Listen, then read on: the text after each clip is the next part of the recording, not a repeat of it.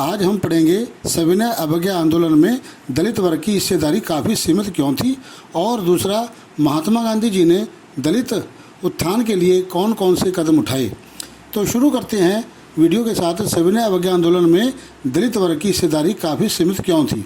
लेकिन इस वीडियो को शुरू करने से पहले मैं ये आपको बताना चाहता हूँ कि यदि आपने मेरा ये चैनल, जिसका नाम economic analysis with Ashwini Kumar Gupta है, को सब्सक्राइब नहीं किया तो उसे सब्सक्राइब करें, लाइक करें, शेयर करें और साथ दिए बेल आइकन बटन को दबाना ना भूलें, क्योंकि मेरे नए नए वीडियो आप तक पहुंचते रहेंगे। दूसरा, यदि आपको किसी प्रश्न में कठिनाई है या कि कोई प्रश्न समझना है या किसी प्रश्न से संबंधित नोट्स चाहिए तो आप नीचे दिए कमेंट बॉक्स में लिख दें, ताकि मैं उस प्रश्न से संबंधित आपको मटेरियल उपलब्ध कराता रहूं। तो शुरू करते हैं वीडियो। सविनय अवज्ञा आंदोलन में दलित वर्ग की हिस्सेदारी काफ़ी सीमित क्यों थी।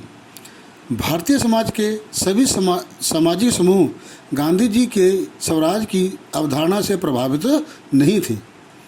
ऐसा ही समाज अछूतों का था। अछूतों मतलब दलित वर्ग, पिछड़े जाति, पिछड़ी वर्ग।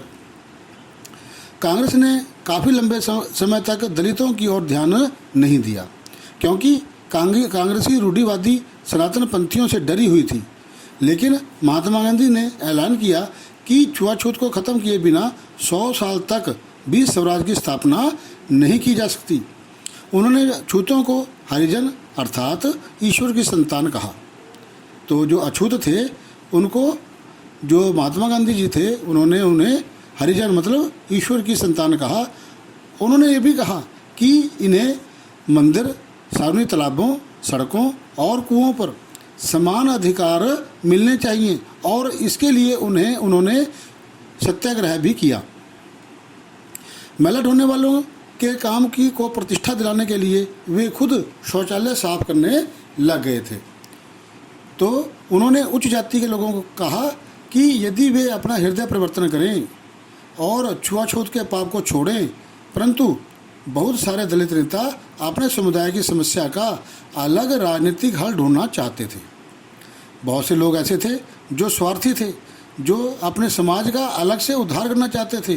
वो चाहते थे कि जो महात्मा गांधी जी कह रहे हैं वो तो ठीक है, लेकिन हम उससे ऊपर उठ करके भी काम करवाना चाहते हैं कि हमें भी राजनीति में हिस्सेदारी दी जाए, हमें भी शिक्षण संस्थाओं में आरक्षण दिया जाए। इस प्रकार की और भी बातें उन्होंने कही। तो वे चाहते थे कि खुद को संगठित करें, और वो संगठित करने लगे।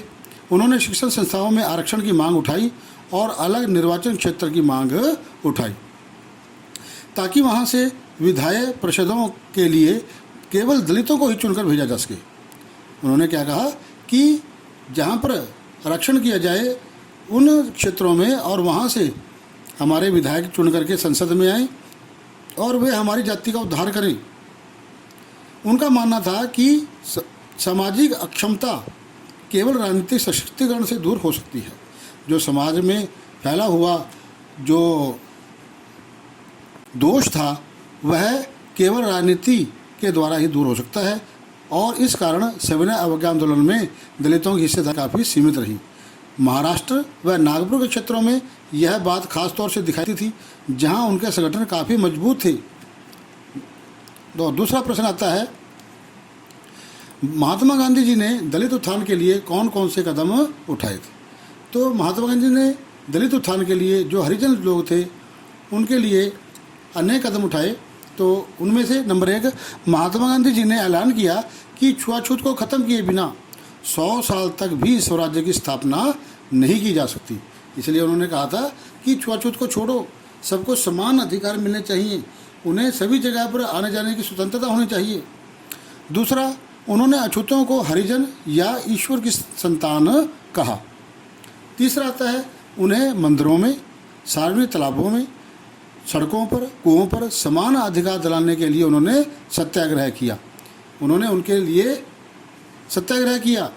चौथा, मैला ढोने वालों के काम को सम्मान दिलाने के लिए वे खुद शौचालय भी साफ करने लगे थे। पांचवा आता है, गांधी जी ने उच्च जाति के लोगों को कहा कि वे अपना हृदय परिवर्तन करें और छुआछूत के पाप को त्याग करें। छठा, गांधी जी ने अपने आंदोलनों में दलितों की भूमिका को सुनिश्चित करने के लिए उन्हें अपने साथ चलने के लिए प्रेरित किया। सातवां आता है, अपनी यात्राओं के दौरान गांधी जी प्रायः दलित बस्तियों में रहते थे ताकि ये लोग भी राष्ट्र की मुख्य धारा में शामिल हो सकें, मुख्य धारा का अंग बन सकें। आठवां आता है, गांधी जी ने उच्च जाति के अपने अनुयायियों को भी छुआछूत की बीमारी से दूर रहने का दलित प्रेम पाठ पढ़ाया था। तो उन गांधी जी ने अनेक काम किए। उन्होंने छुआछूत को ख़त्म करने के लिए अछूतों को हरिजन कहा। उन्हें मंदिर, तालाबों, सड़कों, कुओं पर जाने के लिए लोगों से आह्वान किया और उनके लिए सत्याग्रह भी किया। गांधी जी मैला ढोने वाले लोगों को सम्मान दिलाने के लिए खुद अपना शौचालय भी साफ करने लगे थे। और उन्होंने बड़ी बड़ी जाति के लोगों, ऊंची जाति के लोगों को, स्वर्ण जाति के लोगों को कहा कि अपना हृदय परिवर्तन कर छुआछूत के पाप से मुक्त रहें, को त्याग दें। अपने जितने भी आंदोलन थे दलितों को अपने साथ रखते थे। उन्हें इसलिए साथ रखते थे कि लोग उनसे नफरत ना करें, उनके साथ प्रेम पूर्वक व्यवहार करें। गांधी जी अपनी यात्राओं के दौरान भी दलित बस्तियों में रहते थे, खाना खाते थे, इसलिए कि वे लोग भी राष्ट्र की मुख्य धारा में शामिल हो सकें। और गांधी जी जो है वो छुआछूत की बीमारी से दूर रहने के लिए जातियों को कहा करते थे। धन्यवाद। तो अगर आपको मेरा ये वीडियो पसंद आया है तो उसको लाइक करें, शेयर करें, सब्सक्राइब करें और साथ दिए बेल आइकन बटन को दबाना ना भूलें, क्योंकि मेरे नए नए वीडियो आपको मिलते रहेंगे। और यदि आपने कोई बात समझनी है तो नीचे कमेंट बॉक्स में दे दें, लिख दें, मैं उससे संबंधित आपको मटेरियल उपलब्ध कराता रहूँगा। धन्यवाद।